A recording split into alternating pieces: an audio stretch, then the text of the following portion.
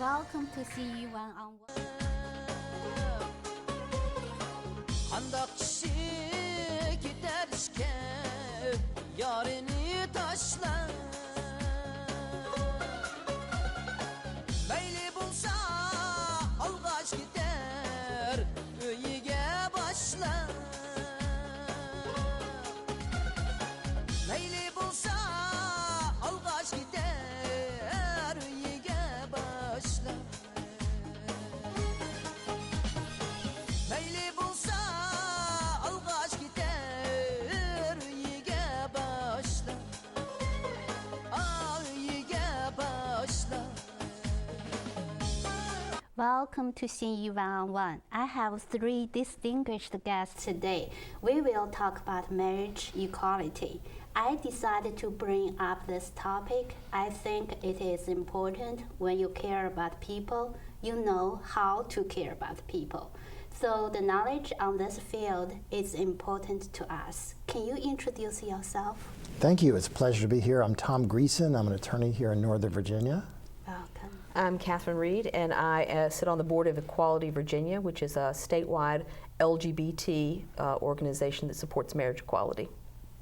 I'm Ken Plum. I represent the 36th District in the Virginia House of Delegates. It's an issue of which I've been concerned and have introduced legislation over the years. In Virginia, what we are pushing back against is the Marshall-Newman Amendment, which was voted on by the people of Virginia in 2006, which defines marriage as between a man and a woman, which makes it illegal for two people of the same gender to legally be married in Virginia. And across the United States, recently, states have found that that is not constitutional. They've done it through the legislative process. There was a Supreme Court case earlier this year, and our own Attorney General has found that the Marshall-Newman Amendment violates the 14th Amendment of the U.S. Constitution. As Catherine pointed out, this has been an issue in the legislature for some time. The Marshall-Newman Amendment, as it's referred to back in the early 2000s, was introduced as a way to try to put into the Constitution a definition of marriage. And that definition essentially said that you couldn't have people of the same sex getting married.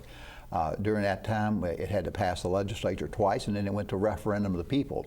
I voted against it in both the instances of when it was before the House of Delegates. I also campaigned against it in my district, and I'm pleased to say that the community of Reston voted no on the Marshall-Newman Amendment, but it did pass the state.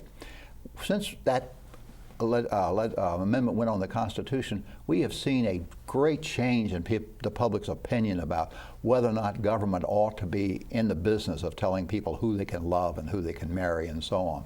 And so you see a response back now where several states now do not, they allow people of the same sex to be married. And we still have legislation. I introduced a bill this year, for example, that would repeal the Marshall-Newman Amendment. It has to pass the legislature twice. It has to be voted on by the people to get it back out of the Constitution. The bill was not taken up this year, will be taken up next year because there has to be an intervening election. And again, the notion would be that it's up to individuals based on their own orientation, the people that they love, as to how they make the decision on marriage. It should not be a decision on the part of the government. I would argue that if that Marshall-Newman Amendment were on the ballot in Virginia in 2014 or 2015, that it would not again have passed, even though that was 2007, I believe. 2006. 2006. 2006. We have, as a society, have come so far that I would doubt that the citizens of Virginia would in fact, vote to continue it. In fact, I wish that the House of Delegates would actually, particularly those that support it, would actually give Ken Plum the opportunity to say, if you really believe this is how Virginians feel, give them the opportunity to vote again. From getting married. So people got married all of a sudden, and then there was an appeal, and so there were people married within a few hours, and then, so in Virginia, Mark Herring, who is our Attorney General, very wisely said that there would be a stay, that they would not, even though the judge made the decision, knowing that there would be an appeal, they would not go ahead and say that it was okay for people to marry here in Virginia. Window to China and Xinyu 11 has reached out to the hundreds of Chinese community, Asian community, and American community on performance, interview in education, politics, culture, etc. It's a link for all the communities. Xinyu and Judy Wu, the publisher AC Business, are making joint efforts to promote the program on Newspaper Weekly. Window to China and Xinyu 11 is a 30 minutes long English program. It will be available on YouTube, Facebook, Google+, AC Business News by keywords Window to China and Xinyu 11. Bye-bye.